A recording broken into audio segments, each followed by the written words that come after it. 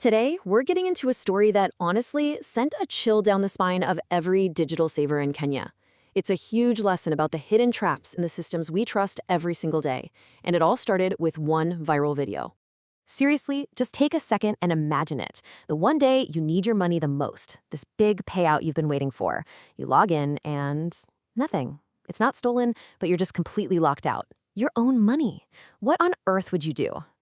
Well, for one guy, this wasn't just some bad dream.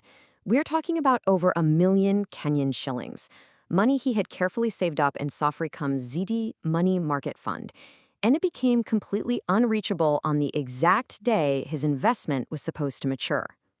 And that brings us to the person at the center of this, Kithinji Muriyongi. A little while back, he posted a video explaining what was happening to him, and it just blew up online. See, he wasn't hacked. He wasn't scammed. He was simply locked out by the very system that was supposed to be protecting his money. I mean, can you imagine? For 2 entire weeks, he was basically in financial purgatory. He couldn't check his balance, couldn't move a shilling, couldn't do a single thing. His life savings were right there, but he just couldn't touch them. And to make things even more maddening, this was the message he kept getting.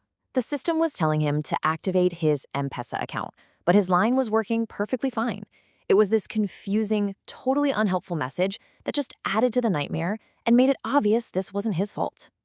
So what was really going on behind the curtain? This wasn't just some random app glitch. Nope, it was something much deeper in the system's security brain. Let's unpack what actually caused this whole mess. All right, the culprit has a kind of technical name, a back-end identity level flag. But here's what that really means in plain English. Safaricom's automatic security system saw something it thought was weird, and without any warning, it just slammed the door shut and froze the account. It's supposed to be a safety feature, but man, it can really backfire.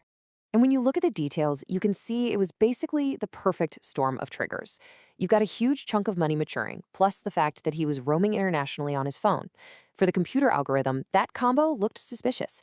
So even though it was all perfectly legitimate, the system saw it as a potential threat and bam, locked him out.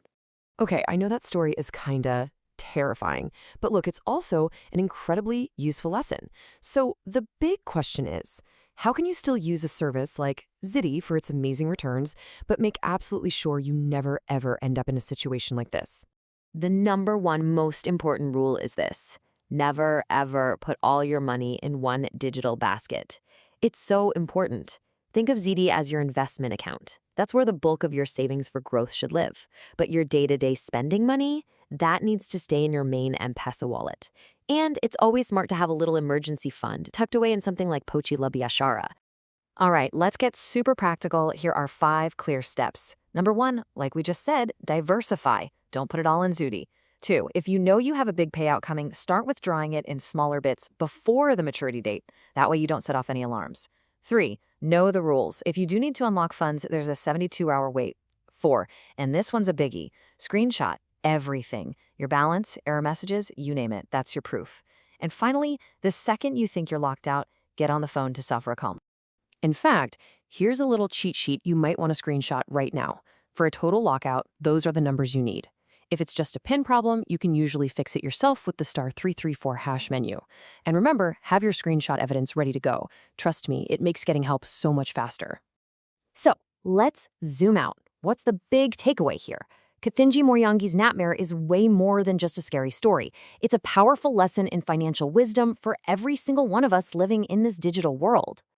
It all boils down to this: you have to understand the right tool for the right job. Ziidi is an investment tool. Its goal is growth. Your M-PESA wallet, on the other hand, is a transaction tool. Its goal is liquidity, having cash ready to use instantly. When you start using your investment account like a checking account, you create exactly this kind of friction and risk. So if you only remember one thing from all this, let it be this simple sentence: diversify your funds, withdraw big sums early, and always, always have a backup plan. And that leaves us with a pretty deep question to think about, doesn't it?